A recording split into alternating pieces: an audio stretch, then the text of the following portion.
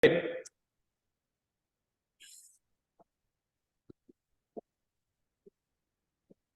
well, hi, everybody. We're kind of split between in-person attendees and a few people on Zoom as well. So I've got my laptop open here and I'm showing the slides to those on Zoom, but I have to stay really close to the laptop or else you won't hear me. So that's what's going on over here in the library. But let me get started. Hopefully you're here from Knotweed. I'm your tour guide to tell you a little bit about Knotweed. There's another person, should I admit them? Okay. And so we're talking about Knotweed tonight. So you're in the right place. Let's see. Okay. So my goals, I'm Andrew Margie. I'm a resident here in Pound Ridge and a homeowner. And my goal tonight are really to explain to you, those of you that don't know anything about knotweed, a little background. I know some people are dealing with knotweed right now, so some of this might be information that you already know, and hopefully I can supplement that or provide some additional information, some insight that can help you.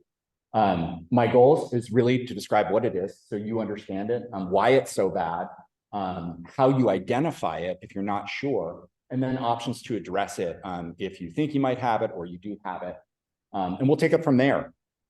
So my background with knotweed, my personal kind of relationship with it started a few years ago when my father and I were researching another invasive weed, Japanese stiltgrass, which is also overtaking everything. And so as we were doing the research, the two of us are just interested in these sort of things, bouncing ideas off of each other. I came across an article on knotweed in a keyword search or something like that, and it scared the hell out of me. And so I just immediately started diving in and learning everything I could about it because it just sounded terrible. And it is. Well, it wasn't surprising. A year later, we discovered it on my dad's property. And so we were well prepared because we really did have that knowledge. And we dove straight in with a plan to try to take care of it. And we were successful. So we identified it, we managed it, and we were able to eradicate it on his property. It was fairly young. It's easier to get rid of when it's younger than it is when it's established, but still some of the same rules apply.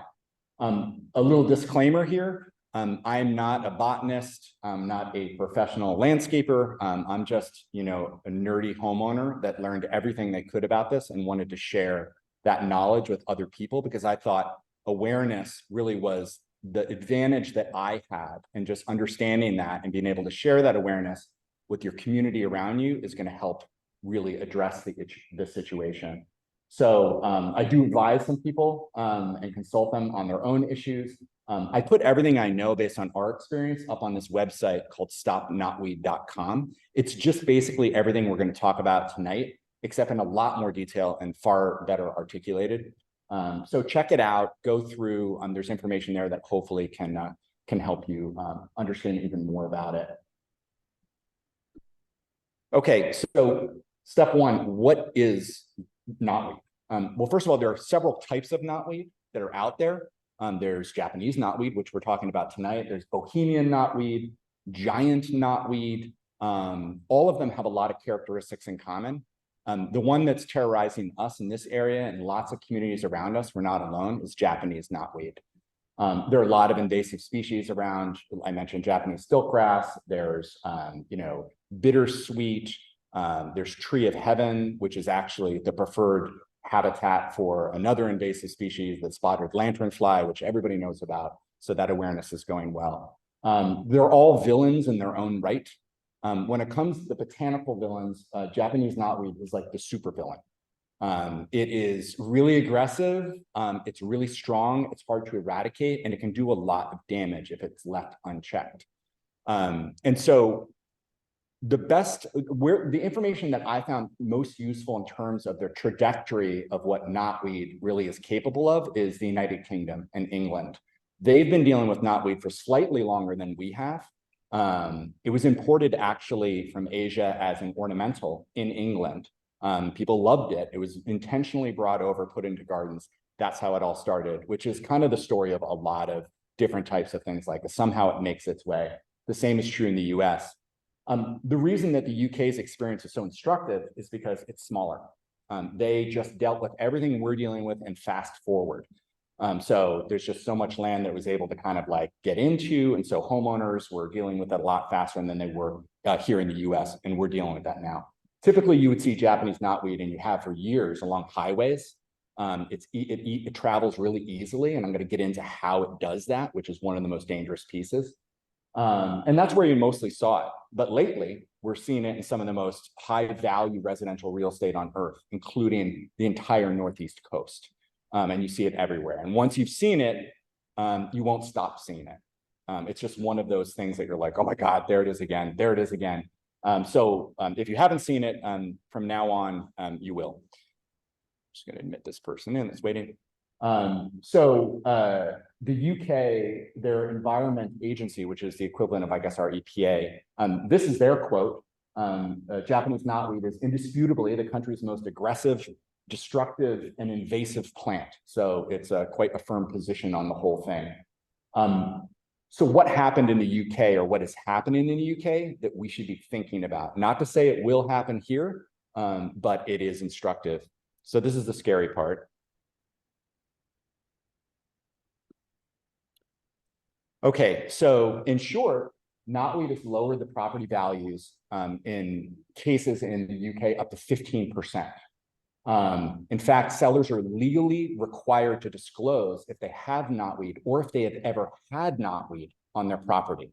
So they are legally required to do that. If there are misrepresentations, there are court cases, and there have been plenty. So it's getting a little bit ugly. That, of course, translates immediately into mortgages, insurance, everything else is being affected. So in the case of underwriting in banks, in England, if knotweed is within 7 meters of the habitable portion of your home, in some cases, your house is unmortgageable. And some banks take an even more extreme view of it. If knotweed is within 7 meters of the border, the same rules apply. So that means it's not only your problem, but potentially your neighbor, if they have knotweed and it's within 7 meters of your property, it could be affecting you. Now, this is a terrifying fact, but these are cases that we're seeing in the UK. And so it's having a pretty gruesome effect. It's here as well, unfortunately. So this is an article that I found about a month ago, actually, which is the first court case in Massachusetts. So what happened here was a couple, they bought a home and the contractor built and moved earth from one part of their yard to the other, or spread it across. I'm not sure the exact details. The bottom line is it moved knotweed and the rhizomes that power knotweed, which is the root system that I'll get into, and moved it across the yard. Knotweed sprouted up everywhere, and it was a disaster. They sued the contractor for $300,000 and they won. And it's the first court case of its kind, and that just occurred in July. So there are definitely real things happening, and this was kind of enlightening for a lot of people in the area, but it feels a lot like the case in the UK. So it's definitely important to keep your heads up on it. And when I say it's here, I mean it's here. As some of you know personally. So a lot of the pictures that you'll see on this are pictures I've just taken locally with my cell phone. There's some exceptions, which I'll note, but it's all over the place, and you have to be really careful about it. So just driving down Westchester Avenue, you've probably all seen those beautiful flowering hedges. It's all knotweed. It's a rather beautiful plant. Well, those of you that have it shaking their head, and I agree. But if you didn't know what it is, or what it was, you would think it's pretty great, at least for a moment, until it starts taking over. It's, a lot of people see it as a free ornamental. It's green. They don't want to cut it down.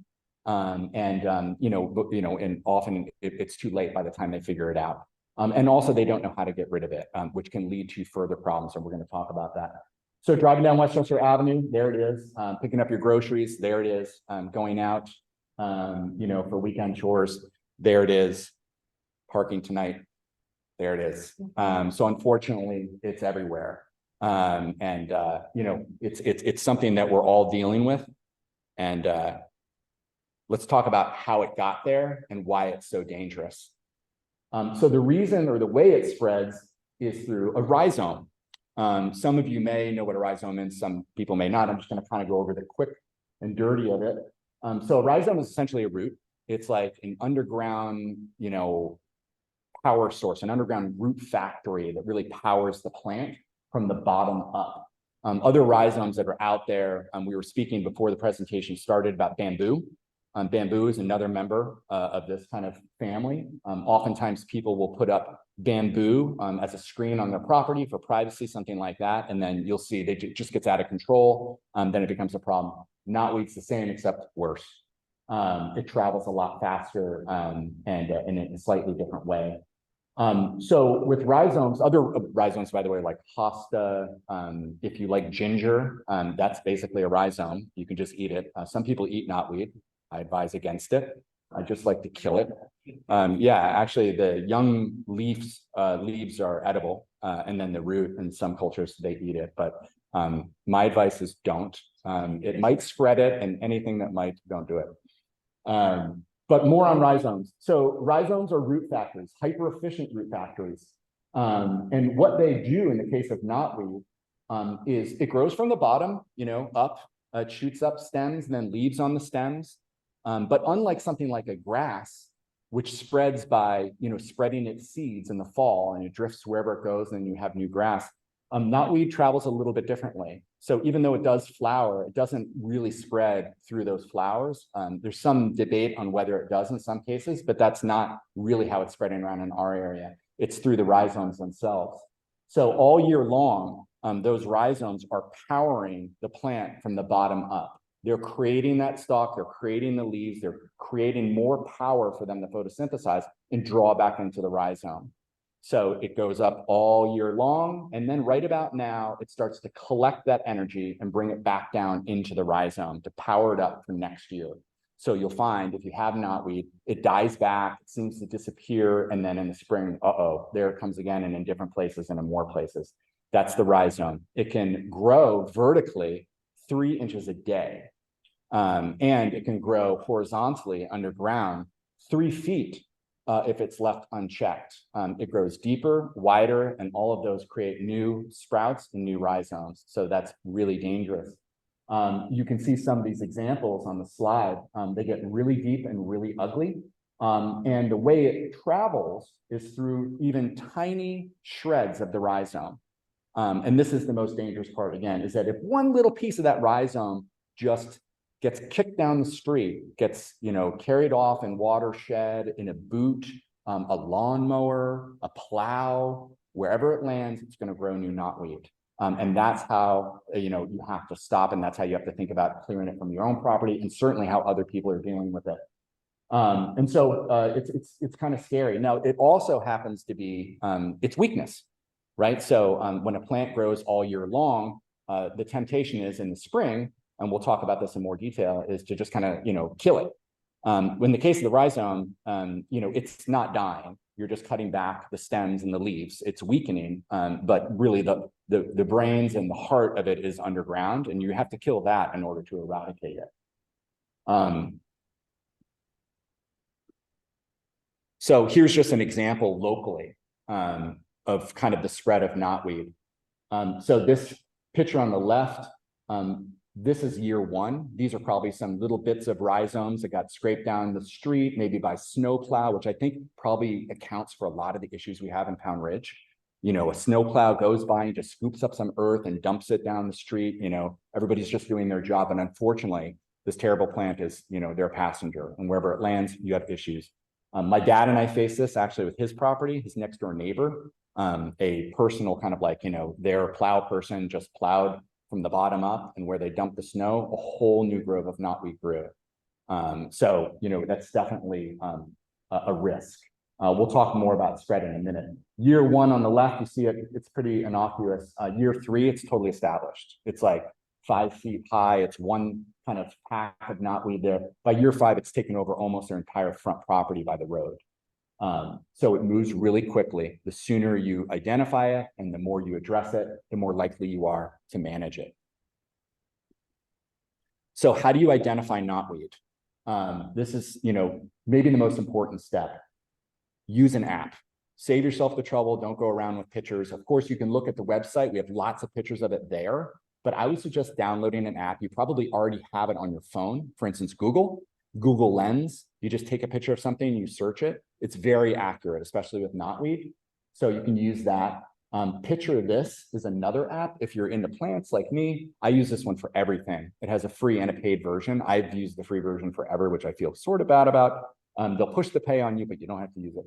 But you just go around, you can snap any leaf, bark, and it'll identify what's in your yard, which is just neat because, you can figure out what you want to pull up, what's, native, and understand what trees are growing in your yard, things like that. But yeah, exactly. Right, exactly. And that's the best way of doing it. Let technology do the work for you. And a lot of times, people think they have it and they don't, or they might misidentify young leaves, things like that. So it just makes your life a little bit less anxious. That being said, these are pictures of what the progression of knotweed looks like. They're all local. The one on the top is baby knotweed. So this is when it's first emerging. It's slightly different, a little bit more triangular. It's got that red veining in it. And it's and this is apparent. This is the stage where it's edible, apparently. And on the right side, that's the same picture as before. It's just starting to establish. It mellows out over time. The leaves spread out. They become a little bit more heart-shaped, and then they flower in the fall. So just around Labor Day and after Labor Day, you'll see they start flowering everywhere. The stems, which are the bottom there, they look a lot like bamboo. So it's green, it's speckled with kind of violet and red, that has alternating branches. And on those alternating branches are the leaves. And that's what it looks like. And that bottom right is that's originally was one rhizome, right? So it sprouted up, a half a dozen stems. And that's, a few years old at that point. So that's how you identify it. So how do you stop it? Those of you who have seen it, you might be doing stuff now that's effective, which is great. Here's what what I've researched has worked and what we also successfully used to eradicate knotweed on the properties that we dealt with. First of all, containment isn't an option. It's a temptation and it may be where you start, but knotweed will win in the end. It grows through anything and it just keeps on spreading, unfortunately. It's very, very strong. That's why it's called knotweed. On the top there, it'll grow through hardscape. It'll grow straight through asphalt. It'll grow underneath your walls, and it won't stop there. So these are images locally, but they're also nightmare scenarios. So these are from the UK. On the left, it's growing straight through asphalt. On the right, it's growing straight under a foundation and into somebody's living room. So it's no joke. This isn't here, but this is an article on BBC. So they're fairly reputable. So it's the real thing. But there are some nightmare stories out there. This is all just to frighten the hell out of you. I'm sorry. But it's no joke. So how do you manage it? How do we deal with knotweed?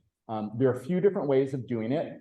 There are a lot of important rules and insight and just things you should know as you kind of you address it. The first is the younger it is, the better chance you have and the easier it is. So if you can dig out knotweed when it's young, even if you have established knotweed, there's some new knotweed that's popping up, the best way of getting out is just literally removing it. If it's older knotweed, the rhizomes may be too strong and too deep to do that effectively. With young knotweed, for instance, in one of our cases, it was pushed by a plow into kind of, that area in between the road and the yard. The little knotweed started spreading out. It was in mud, and we just scooped it all out and dumped it into contractor bags, tied it up, heavy-duty contractor bags, and then if I could, I would shoot it into orbit. But we disposed of it. If you do dispose of knotweed, most dumps around here will accept it. You can just drop it off, but you should check. Some places it is considered a noxious weed, so there are cases where people won't accept it. I don't think that's a problem around here, but you should do your research wherever you are. But digging it out is one way of doing it.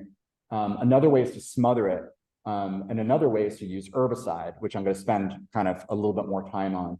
But the first two, digging it out and solarizing or smothering it, This is most effective with younger knotweed, or if you don't want to use herbicide, which is understandable, these might be options for you. If you dig it out, you want to dig a very generous hole around the rhizome. If it's young, it probably isn't that deep, but don't take any chances. Dig a big hole and remove all of it and get it out there. Then you want to cover it with a heavy-duty tarp or contractor bags or something like that. Weigh it down. Don't let any sunlight through. Anything to give it any life, you want to remove. And you want to check it every month to make sure that it's not popping back. And if it is, you just got to do it again. It might take a couple years. In most cases, it does take a couple years to get rid of knotweed if you have it and you're able to manage it. So that's one way. I use those in tandem. If it's young, I've dug it out, I've put a tarp over it, I've checked it. Sometimes it has popped back and I just dig it out again, or maybe I even use herbicide, which I want to talk about next. So there are a few options for you. Herbicide. So when I'm talking about herbicide, I'm talking about glyphosate. I think I pronounced that correctly, which over the counter is called Roundup. High concentration Roundup, which is very controversial. You've probably read articles about Roundup. It's the only thing that's been proven effective at killing knotweed. Of course, you have to be incredibly careful using any herbicide. In fact, if you're a commercial applicator of herbicide, you need to be licensed, and it's regulated by the state, every state actually. Each state has a different set of requirements. So we'll get to hiring a professional, but they need to be, they're tightly regulated and they need to have a license. Homeowners do not need a license to apply herbicides on their own property. So you can go to Chubby's or you can go to a hardware store and you can buy high concentrate herbicide. I think it has to be 40, or they recommend 40% or higher. And you can buy that and you can apply it in your own yard, but you have to take every precaution that you should. And, you should do your own research on that, but, the more the better in my view. You have to be very careful when you apply it. And so let's talk about that a little bit. So, there are three ways of applying herbicide to knotweed. For a homeowner, a do-it-yourselfer, like most of us are, we're going to be applying this ourselves. Spraying knotweed is typically something you see commercially done. So there is a professional, they have an herbicide, license permits, and they're going out and they're doing this as a professional. You can try doing that. I would not recommend it. I think it's really dangerous, actually. Anything in the air can hurt everything around it. Yourself, your pets, other plants, the ecosystem. There's a long list of that. And around here, our land is precious, so we should keep it that way. When it comes to using an herbicide, you want to be kind of the sniper approach, not the shotgun approach. And that actually is more effective with knotweed if you do choose this path. That would be painting or sponging the leaves or injecting the stems. And one rule about this, which I mentioned earlier, is the key to all of this is timing. So as I mentioned, with a rhizome, all year long, it's just growing. All the energy is going from the rhizome up into the leaves. So if you apply herbicide or you cut down knotweed, at the beginning of the year or even in July, it's not really going to kill knotweed. It's just going to get rid of, the visual portion of that. The rhizome continues to live. It'll pop up the next spring. In the fall, after Labor Day and before the first frost, and generalizing, at least in this area, it starts to draw that energy back down into the rhizome. This is when you want to use herbicide, if you do use herbicide, because it's drawing it back down into the rhizome. And so you want that poison going into the rhizome, not just going on a leaf that will die if you put it on it, but you want it to go into the actual heart of the knotweed. And so applying it to the leaves, painting or sponging, some people call, you want to do that on a dry day, obviously. It takes about an hour to dry. That usually does the trick. It may take multiple applications if something pops up, and it may take multiple years, but it has been shown to be effective, particularly with younger knotweed. Here is just the center picture is actually a picture of me just putting it on knotweed. This is young knotweed. You can only do this method with young knotweed. Stem injecting it into the stem. Obviously, you need a stem to do that.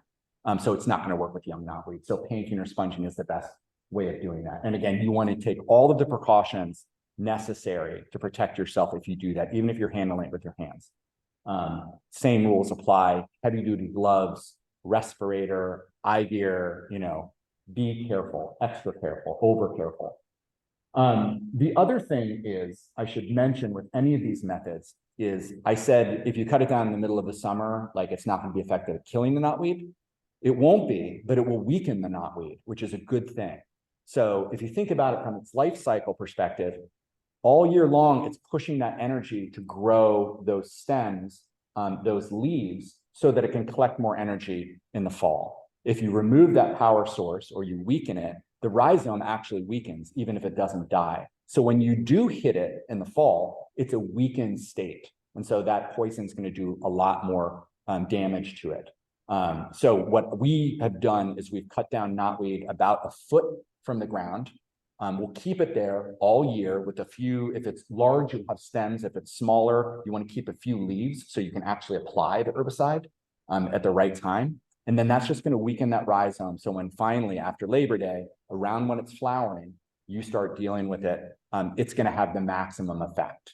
And so you want to kind of work with its life cycle. It does have an Achilles heel, and it's that is the timing and the application. On the right, you see the stem injection. So stem injection, you can buy these stem injectors online. The people that sell these, but the method for this is pretty self-explanatory. You kind of put it into the stem, and then you literally release the herbicide directly into the stem. It's hollow, just like bamboo. It drops right into the rhizome, and it does a lot of damage for older knotweed. So the trick with this is you have to hit it in the right spot. So on that bottom picture, you'll see between the first node and the second node, that's where you want to go. That's the closest to the rhizome. If you put it on the top, it won't be powerful enough to reach the bottom. You want to put it right above it. And so X marks the spot, or arrow marks the spot in that case. And that has also been effective, and we've had some success killing knotweed that way. We had some older knotweed. We had to do that. We wanted to be very careful of the ecosystem doing it. Of course, if you're by a wetland, there's so many considerations that you have to research to make sure that you can do all these things. We had one by a wetland, not here in Pennsylvania, but we injected it, and it was fairly mature knotweed, of at least, I would say, 3 or 4 years old, and it killed it. It came back the next year, but just baby knotweed, and we were able to kind of eradicate it over, I would say, the first year it was 95% gone. The second year it was 100% gone. And now we're continuing to kind of treat that. It was, a fairly manageable size. It wasn't like a huge front yard full of it. It was maybe 3 square feet, but we were able to do it, and that method worked. And I've heard about it working with other people as well. So that's another option for you. But herbicide is, is proceed with caution, but it is the most effective method. Disposing of knotweed. Disposing of knotweed is as important as getting rid of it and identifying it. Improper disposal is going to exacerbate the problem for everybody. So these are pictures I took actually in Maine. My father, nearby where my father-in-law lives, they have, again, all the way up and down the East Coast, beautiful places. Everybody's dealing with it. You don't want to just cut knotweed down and leave it. Even if a tiny piece of that rhizome is there, it's going to create more problems. Also, somebody walks by with a boot, a lawnmower comes by, you're just going to shred that rhizome in 1,000 different directions and potentially cause a disaster in your own yard and your neighbors as well. You don't want to compost it. Don't do it. Some people say that you can compost the stalks after they're dead. I just wouldn't take the chance with something like knotweed. I would break it down into sizable chunks. I'd put it in contractor bags, tie it up, make sure it's, it's safe, and then dispose of it properly where you can. Does the stalk have rhizomes? It doesn't have rhizomes. It doesn't have rhizomes. Yeah. So, I don't like close games, so I get rid of everything. And that's my personal approach. I do know people have cut down the stalks, particularly when they smother knotweed, yeah. And they'll just lay it on top to dry. And then once it becomes brittle, I mean, it's clearly dead, and you want to make sure it's clearly dead.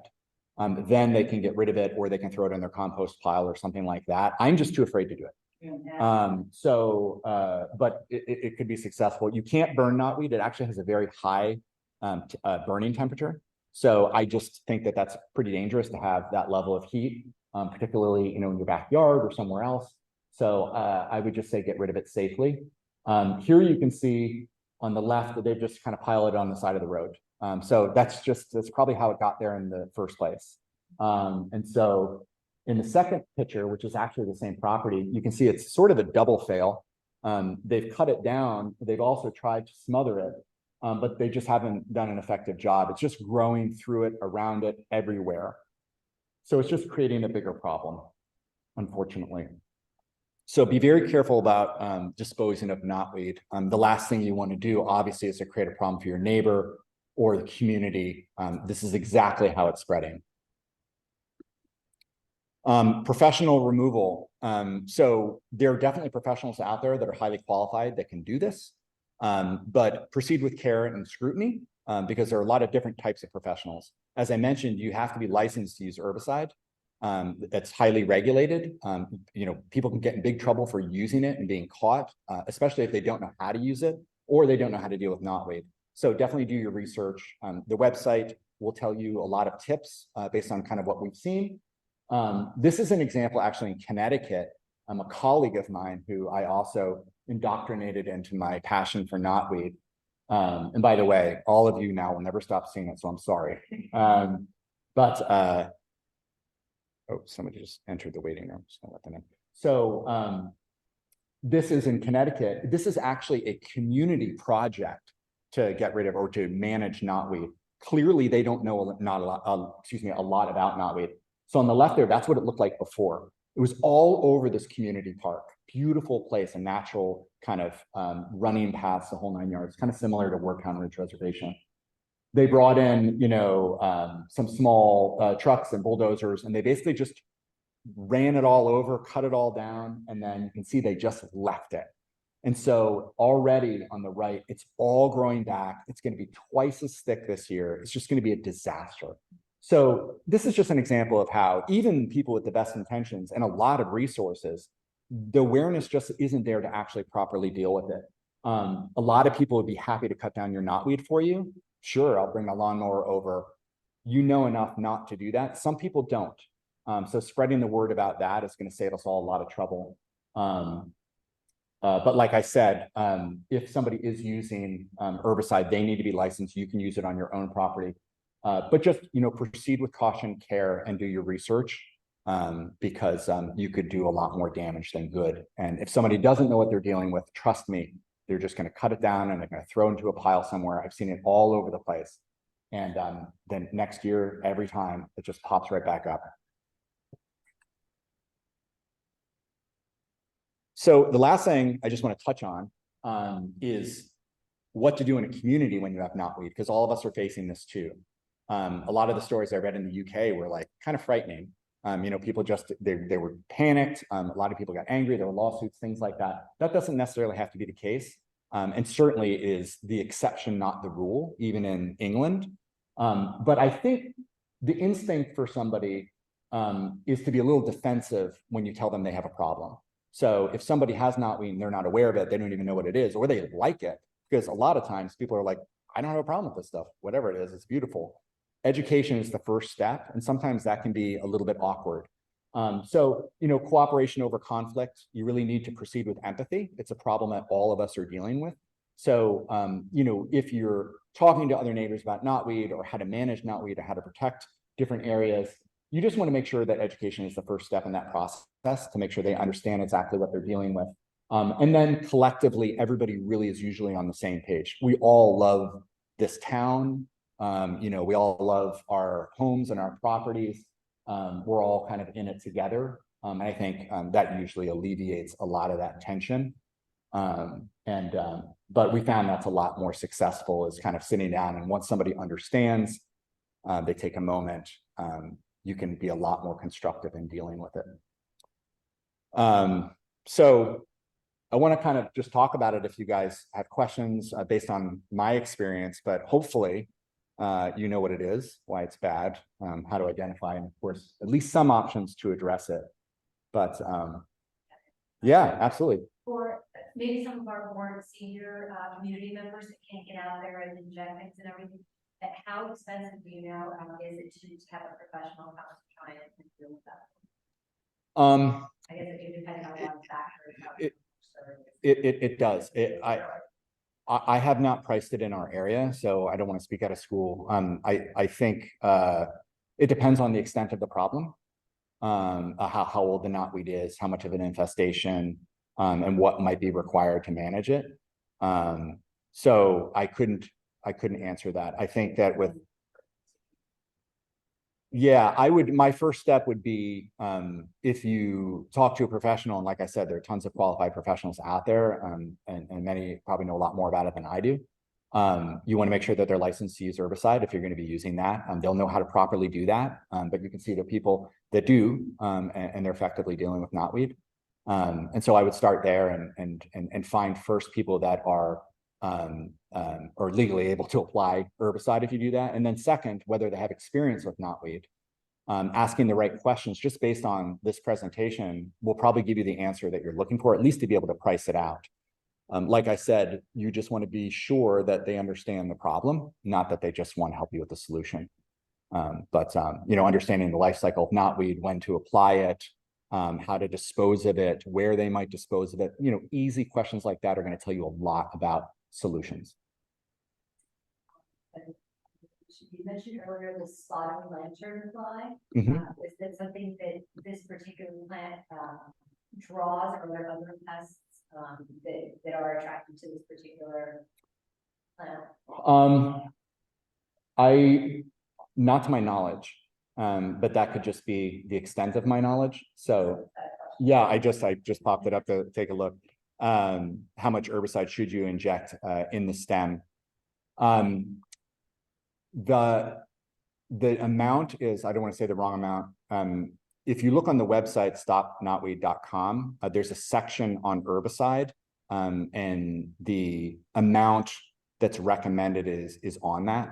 So take a look at that. And of course, do your own research. There are people that, like me, have just obsessed over the subject, trying to figure out and learn from others about what's working and what's not and how to deal with it. So, I would take a look at that. What I found with the young knotweed in terms of amount, this would be not using the stem injection method, is that just painting the leaves, all of the leaves on a small plant, is successfully done the trick in most cases. So it may not in yours. It did in ours. It popped up the next year. Sometimes it's really stubborn. We had one tiny little plant. I don't know how it got there. I think actually when they were paving the road, like the extra kind of gravel was kind of dumped to the side, and it was somehow all the way in there. And this knotweed kind of popped out tiny, and we used herbicide on it. And a month later, it popped right back up again. And it just kept on coming up. And I was like, how deep is this thing, even though it's tiny? You've seen the YouTube videos, how deep this thing can go. Oh yeah, it's amazing. Yeah, you want to scare yourself, definitely do some image searches for knotweed roots or rhizomes. And So you could put a shovel in the ground and pull the root out. oh, if it's established, it's going to take a lot more than a shovel. I mean, there are cases in the UK, where they've had to actually, for commercial development, they've had to dig it out with bulldozers, and then wait and treat it for, a few years in order to build on that area. It's, became a really big problem that nobody was dealing with. And that's really old knotweed. But I mean, it's gigantic. It's like an underground world. So, and like I said, it just keeps spreading, vertically and horizontally. Could it be that your little knotweed actually was some huge clump somewhere else? Oh, absolutely. Yeah. Yeah, definitely. I mean, as it shoots. Yeah. Its tentacles. Even if one tiny shred of one of those tentacles was, as you dig it out, is left on the grass, it'll create more knotweed in most cases. If somebody improperly disposes of knotweed and they're just like, oh my God, what is this stuff? And they just cut it into a bunch of pieces or run over it with a lawnmower. I mean, it's just trouble. So, and that is exactly, they haven't done anything wrong knowingly. It's just because they're not understanding how it's spreading. And that's exactly how it happens. And that's why you see it on the side of, like many invasive species, on the side of highways, places where it's just really easy to transport. It can just roll off the side and nobody's really maintaining those areas. So if you go on the sawmill, you'll see that they're actually treating knotweed in the middle. And they kill it every year with herbicide and it grows back and so you can kind of see it for yourself, but it's all over the sides. I mean, if you're taking the sawmill all the way down, I mean, there's some areas where it's literally like growing over into the road and they've had to cut it back because it was like, overtaking drivers. So. State of Connecticut have any policy or help on controlling? I think they probably do. I'm not, I don't know. So I wouldn't want to speak for them, but I do know that, they're certainly aware of knotweed. And I think that there are definitely, strong efforts to manage it. They have a lot of issues that they're managing when it comes to even invasive weeds on highways, but it's not something that's going unknown by, I think, most municipal state governments. I think they're all probably dealing with it differently. And I just don't know what those actions are. Yeah. It's not really big. It looks like something I used to play in as a child 40 years ago. So it's your fault. Yeah. But it was a lot of fun. Knotweed has been around since the this is also on the website because I was like, where did this stuff come from? There's a whole section on it. It was brought over by a single individual actually, and whose story is kind of amazing. So definitely read it. But it was brought over as an ornamental in the early 19th century or the mid 19th century. And then very quickly it was imported into the US as an ornamental as well. Very soon after that, the British were like, oh my gosh, what did we do? Like, stop it. And so they shut it down. It almost immediately was like identified as a nuisance. But at that point, it was in a lot of the nicest gardens in England. Yeah, intentionally. Yeah. So, it's just one of those stories. And as a consequence, it was here as well. And then it's been slowly but surely growing here steadily. It's just now really reaching a lot of the residential properties where suddenly it's, catching the eye of people that really do want to pay attention and manage it because it's part of their lives. Does it chokes out other species and it basically. Exactly. Yeah, I should have mentioned that. One of the dangers ecologically of knotweed is that it grows really fast. So it crowds out other plants. So you can just go outside and you'll see that now it's just knotweed. It probably had a lot of different native plants in there. The reason, of course, is that, as you can see in this picture, it shades everything. Nothing can photosynthesize underneath it, or very little can. So nothing really stands a chance against it once it gets established. And then the rhizome also chokes from underneath. So there just isn't a lot you can do once it gets in there. You want to, clear it out as much as possible. And it'll continue growing, unfortunately. But yeah, I think the more aggressively you manage it, and the more you kind of keep it in check, the less likely it is to grow faster and thicker. So even if you have knotweed, the fact that you're doing something about it is going to save you a lot more trouble than you otherwise would be. So, today's always the right day to start kind of addressing it. Japanese knotweed, yeah. In Japan, do they have animals that eat it, or how do they control it, or is it just for a while there? It's a great question. I don't know. It was, if I'm correct, and I could be wrong. That's why whenever something's recorded, I'm like, oh boy. So I could be wrong, and I'm an amateur. But it was found on at elevation, like on mountains. I'm forgetting which one, but it was beautiful. There was the gentleman that found it, or at least brought it back.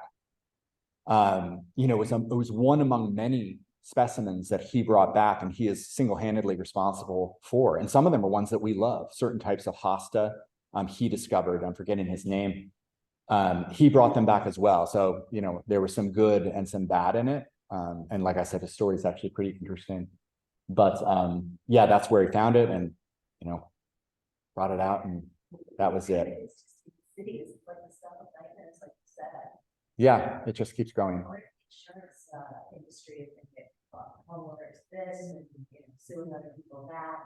Well, once they go over the effective treatment thing. Oh, you can buy our product. People get it. Well, very informative. Thank you so much, Andrew. Really. Oh, you're welcome. Yeah. And Yeah. It's all around the property. It's all, yeah. Yeah. Yeah.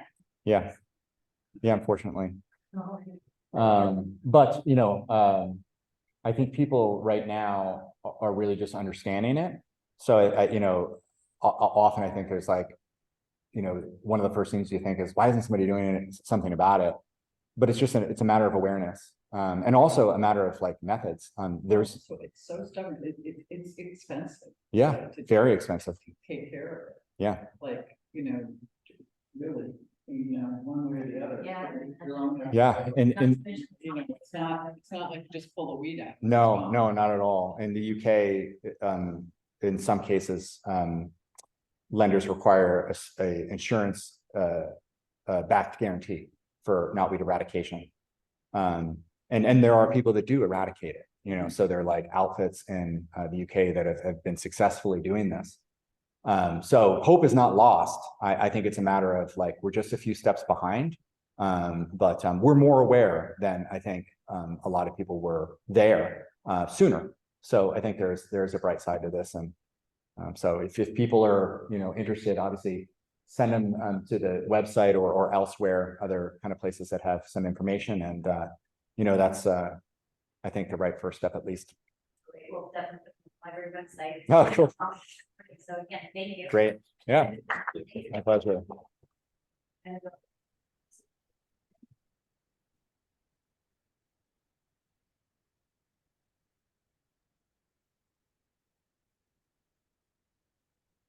I'm so reluctant to use it. Yeah, I know. It's, you know, it's a, me too. You know, it's one of those things that you just don't want to use. And, so hopefully, you know, in some cases, it's more laborious, of course, to